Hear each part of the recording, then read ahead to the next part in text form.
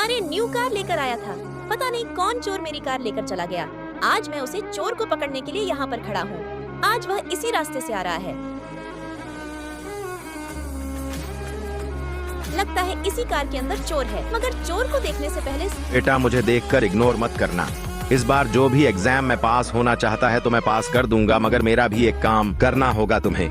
इस वीडियो को एक लाइक और चैनल को सब्सक्राइब करना होगा और जाते जाते कमेंट में जय श्री राम जरूर लिख देना। सच में यार, यही चोर था।